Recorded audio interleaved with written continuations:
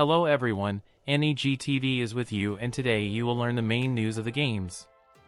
In the gaming industry, you can never be sure of anything, neither in the quality of future games, nor in their release dates. BioWare veterans at Inflection Games are currently working on the survival game Nightingale, set in a Victorian fantasy setting.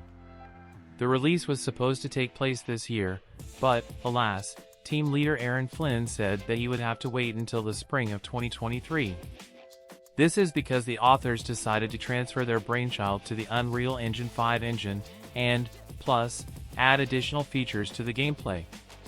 At Gamescom, apparently, there will be details.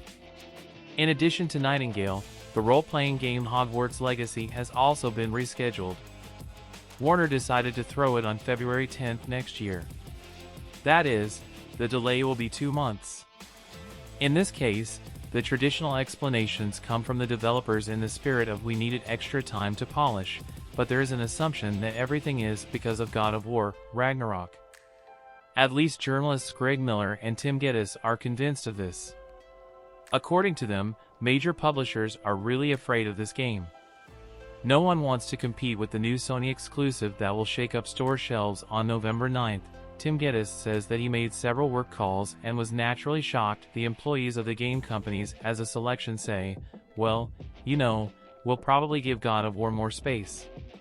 In addition to Hogwarts Legacy and Starfield, the next potential blockbuster from Bethesda Game Studios was due out in November. We will also now see the space Skyrim only in 2023.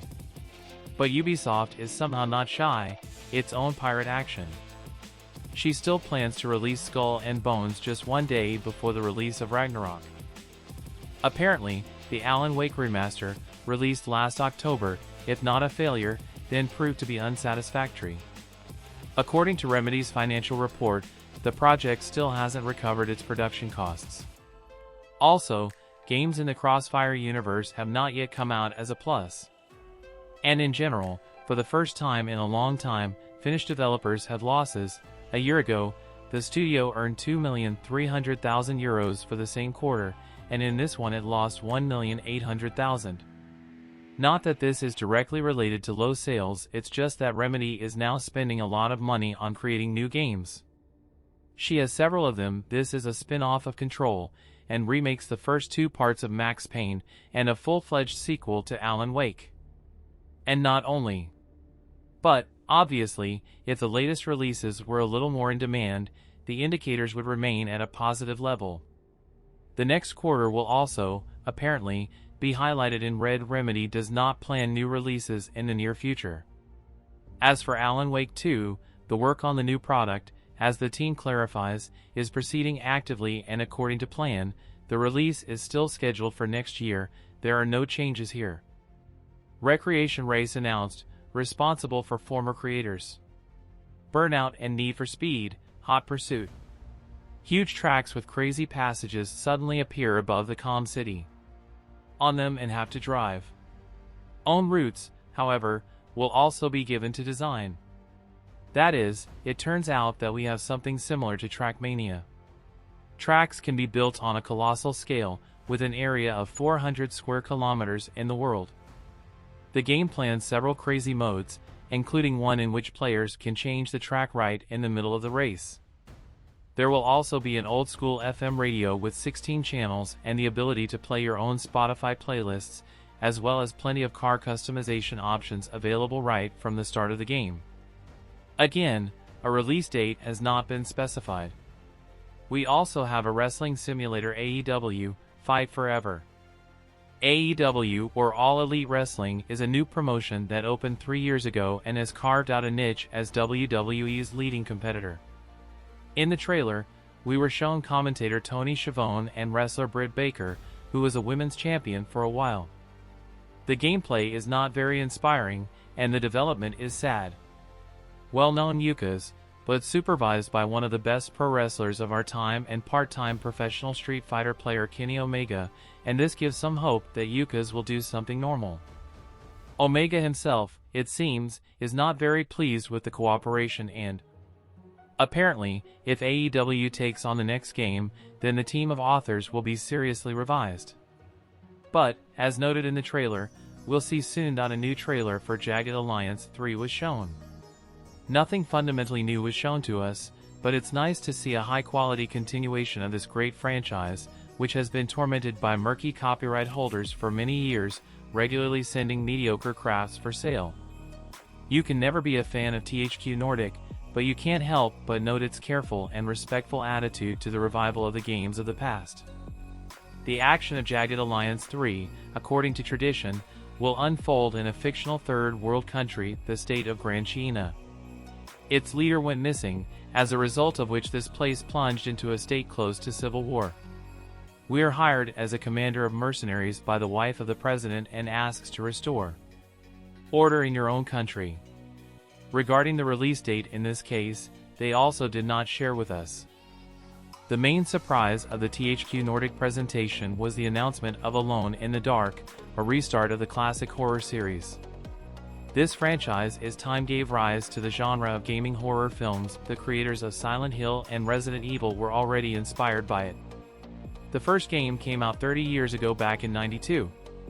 2 sequels appeared very quickly, after which the palm in the genre was lost. 3 subsequent games to prove audience its superiority over competitors failed.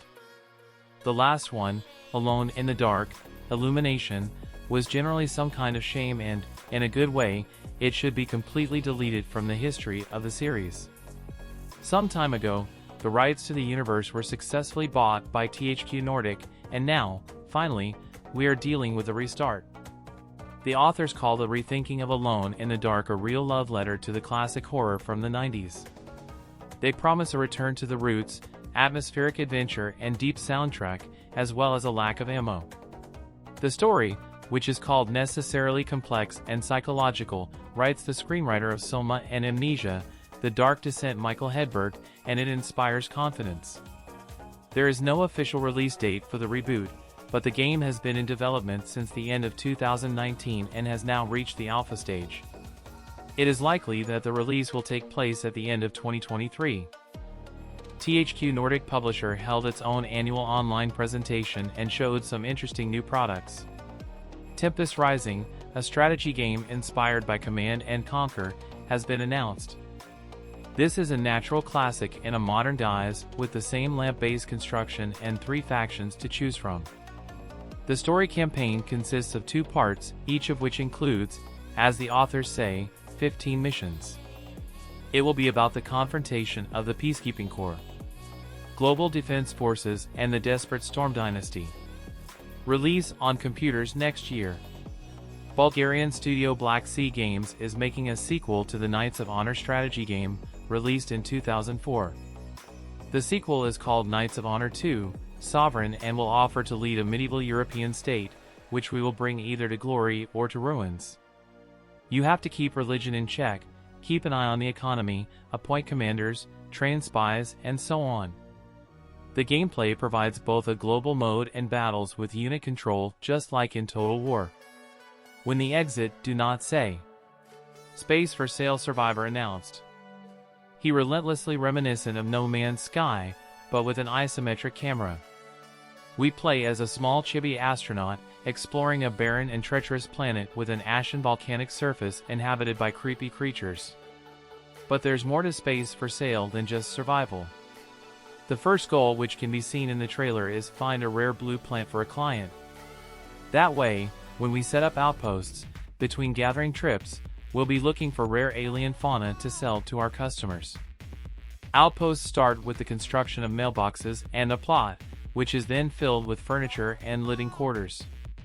Premises. We can then connect generators to power lines to give our site some power, including all the gadgets we place.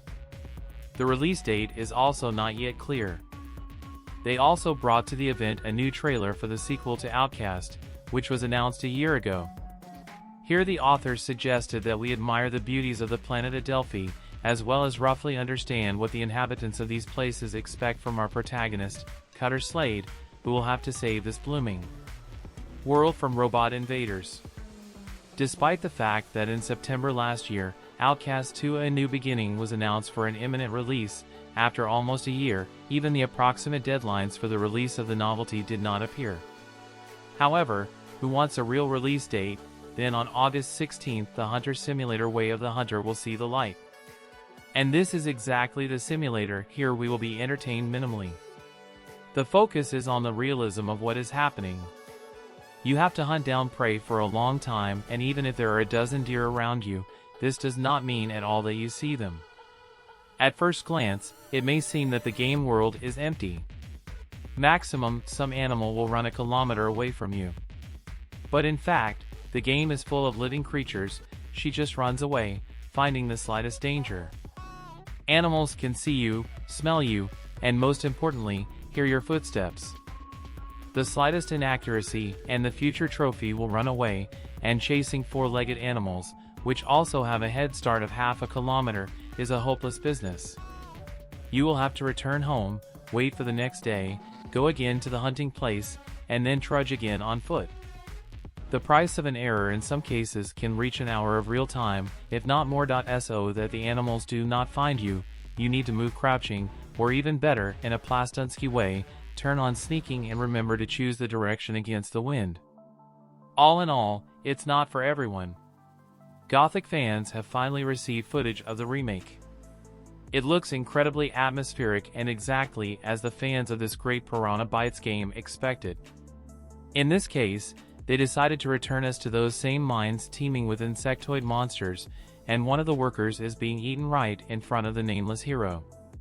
And, again, apart from pleasant nostalgia and the very fact that production is underway, the trailer has no semantic load, the release date is not called, there are no new details either.